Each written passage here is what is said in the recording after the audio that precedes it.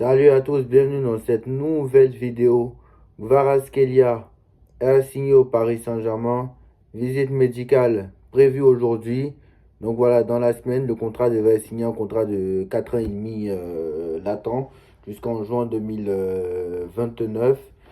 Voilà, ceci dit, il portera le numéro 7 laissé vacant depuis le départ de Kylian Mbappé. Voilà, et il fera ses débuts normalement face à Reims. Donc après le match contre Manchester City, normalement.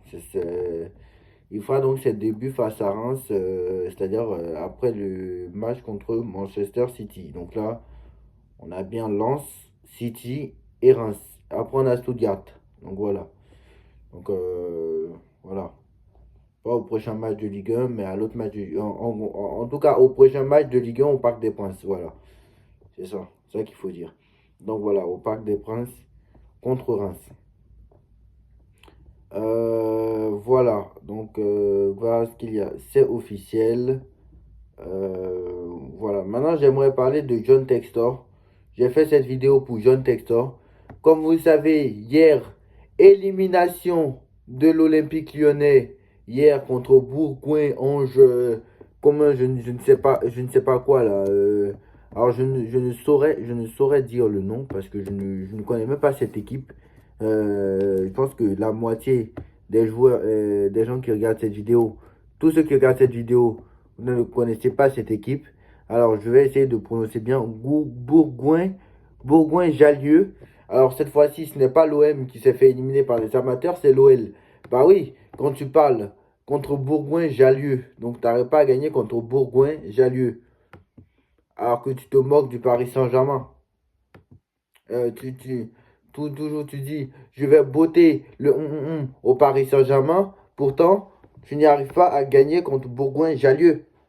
À un moment donné, toi, tu es l'Olympique Lyonnais, normalement, tu dois gagner 4 ou 5-0. Même Nantes doit gagner 4 ou 5-0. Et toi, tu dois gagner normalement 4 ou 5-0. Mais ce n'est pas le cas. Et avec ça, tu dis que pour Textor, il a dit, Textor, on va répéter hein, ce qu'il a dit encore. Hein. Donc il dit, le grand Olympique Lyonnais ne peut prétendre qu'à une deuxième place, il a dit. Hein. En tant que propriétaire de l'un des plus grands clubs français qui a été champion de France 7 fois dans les années 2000, je dois faire face à cette concurrence, il a dit. Il a dit aussi, nous devons rivaliser avec le Qatar euh, en France. Je suis en concurrence avec un pays, pas un propriétaire, pas avec un propriétaire, il a dit. Donc voilà.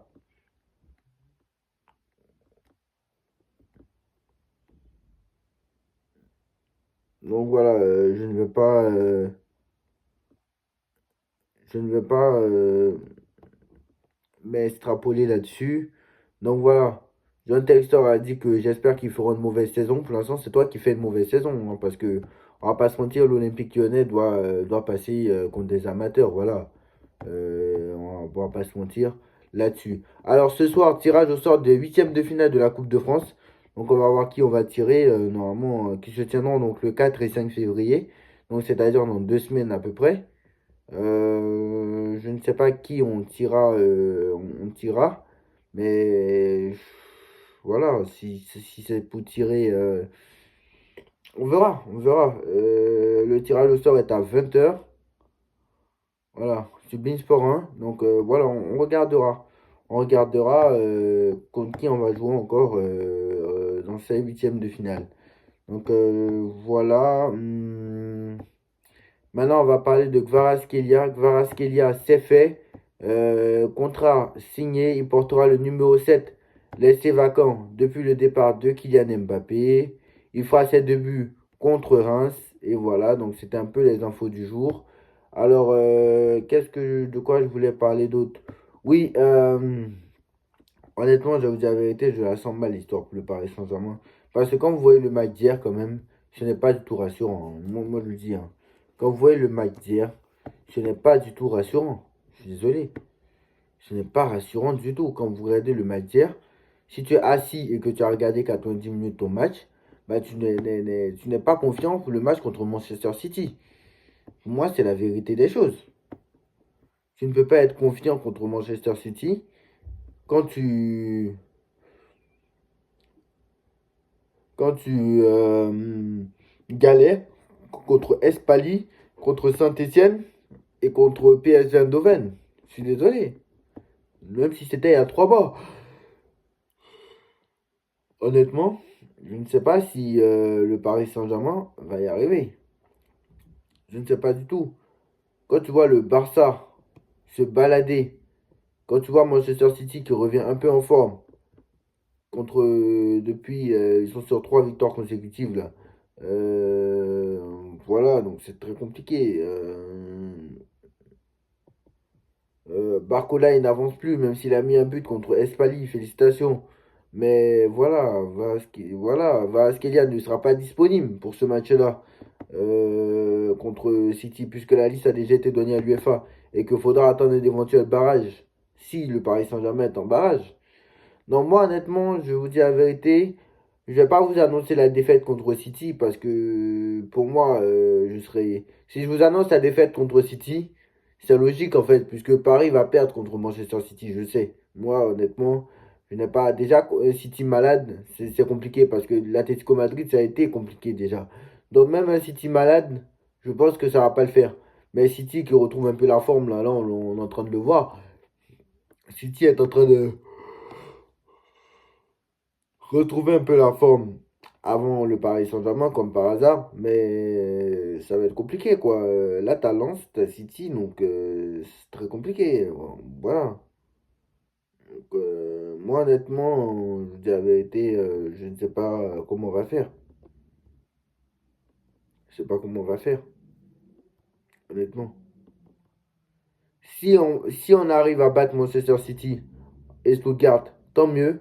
Ça veut dire que vraiment, nous aurons vraiment étonné et que voilà, et qu'on aura fermé notre bouche. Parce que Enrique a quand même dit la semaine dernière, oui, Enrique a dit la semaine dernière, bah l'année prochaine on sera plus fort sans Mbappé, il a dit. Il a dit l'année prochaine on sera plus fort. Pour rappel, l'année dernière t'as fait quoi? L'année dernière, on a fait, on a fait, on a gagné la Ligue 1. On a gagné la Coupe de France et on a fait demi-finale de Ligue des Champions. Alors qu'on était quand même en reconstruction. On est bien d'accord. Tu sors d'une demi-finale de Ligue des Champions. Tu as fait 3 demi-finales sur les 5 dernières saisons. On est d'accord. Dont une finale. Bon, tu as fait une finale et 2 demi-finales. Donc 3 fois.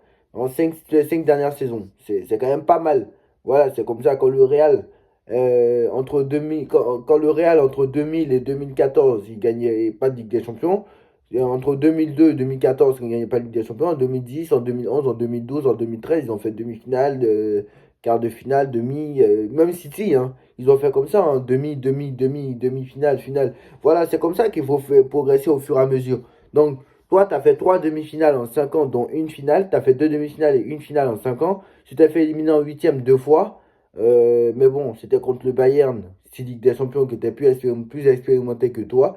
Et en plus, sur la saison 2022-2023, c'était la pire des 5 dernières saisons. Sur la saison 2021-2022, c'était quand même le Real en face. Tu as quand même réussi à tenir 60 minutes. S'il n'y a pas d'erreur de Donnarumma, le match ça peut rester longtemps. Donc voilà. Donc je pense que le Paris Saint-Germain est en train de faire sa pire saison en Ligue des Champions cette saison. Donc alors on verra, hein. Peut-être qu'ils réagiront au bon moment, hein, parce qu'on a vu contre Dortmund l'année dernière, ça s'est passé à un cheveu de l'élimination en poule. On a vu que contre Liverpool, notamment, ils se sont réveillés en 2019. Donc voilà, on attend ça, hein.